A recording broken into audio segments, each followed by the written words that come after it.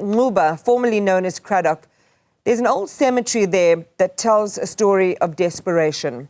The graves are crammed, some are being dug between others. Families are forced to bury their loved ones wherever there is space. There was a new cemetery that was meant to bring dignity back to burials there, but 5 million rand later, the project has stalled. Sipha Kema joins us from the old cemetery in Nuba now. Sipha, good morning.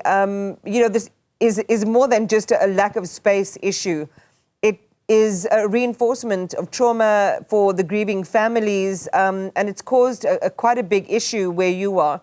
Just tell us a little bit more about the overcrowding situation, the unfulfilled contract, and the impact to families who have lost loved ones. Well, absolutely, Iman. As you mentioned, that currently families are scrambling, trying to actually find any space that they can to bury their loved ones. Now, the cemetery was operational from the 1800s, but there was a period where they had closed it because it was full.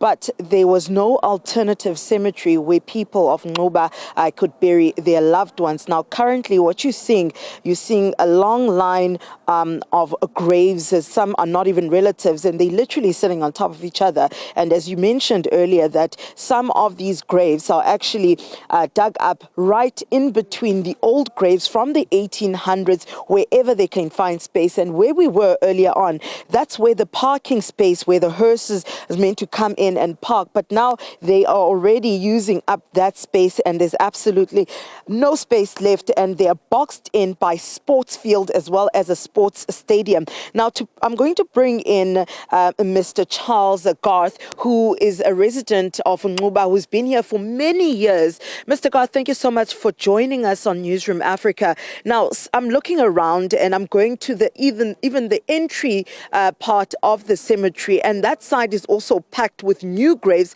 and old graves. People are seemingly squashing their relatives in between. What is happening here?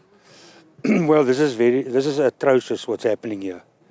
We've complained about this for many years. Apparently this cemetery was closed 10 years ago and nobody else was to be buried here. Now you can see what's happening here.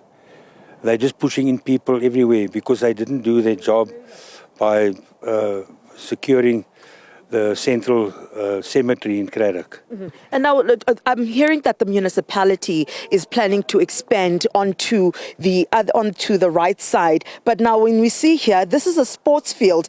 Is that possible? Are they going to be able to actually move on? You were telling us that this is actually a wetland and a floodline. Correct. And I mean, you've got to do an environmental impact assessment on that. And it won't be allowed. But it seems to me the municipality don't hear. They're just doing what they want to. And I've asked some of the grave diggers here, and they said, yeah, the guy that's marking the graves out from the municipality said they're now moving on to the field. Yes. Because there's no other option. Yeah. Well, thank you so much, Mr. Garth. Now, I want to quickly bring in one of the family members or families that have tried. They were relentless in trying to ensure that they give their loved ones a dignified burial, but they were rejected, and it was a back and forth. Nolu Babalomase is going to tell us about the struggle her family had when they've had to bury their loved ones.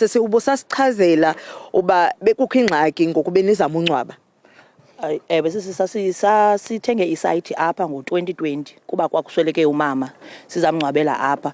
Then all of a sudden on Friday, since umngcwabo uzaba Saturday, on Friday sabizwa emasipala kusithiwa asizukwazi umngcwabela umama apha kule graveyard ngoba akusekho space songcwaba. Family, you've paid the money. This was in 2020. Now you're being told a different story. What's the alternative that they're giving you?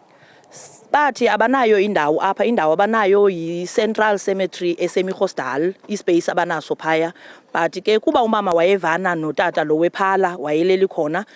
Later on that day utata wephala wavuma wathi unayo indawo anayo e-Central Cemetery kuze umama hamba yolala pha. But ke ukulala apha etown wanqatyelwa kwaphela because kwathiwa emasipala balinde i-health inspector izobuyela kubo ithi isikhona ispace soba maqhubekeke kungcwatywe. Now, xa uthetha nge-Central, uthetha elokishini e-Central? Ndithetha emi-hostal, ikhona apha ecam kwendlela, ikhona i-graveyard epha. All right, you know, you can imagine the frustration of the families that are being told or turned back where they'd already bought plots to bury their loved ones years ago. Now they're being told that this area is full, and it really is, Iman. I mean, I want to show you where the fencing is currently now, where they're digging. They've had to remove the fencing in that side so that they're able to start expanding where they're actually digging. This is supposed to be a walkway. This is where you normally see people walking with the coffins or the caskets, taking them to their final resting places. But now it's kind of hard, because if you're seeing that these places are occupied, the walkways are occupied, now the parking lot where the hearses are supposed to park are getting occupied as well. And then in between, like I said, the old graves from the 1800s, people are starting to find spots in there, and they're beginning to dig, like you're seeing people quite close together. Now we're going to move for our 11 o'clock to the area where they were supposed to start a new cemetery, where 5 million rands was spent onto that cemetery. And we believe that we've been told that the contractor that was actually found then has just left the area and the project has stalled. But the municipality has asked to spend a further 5 million rands into that project.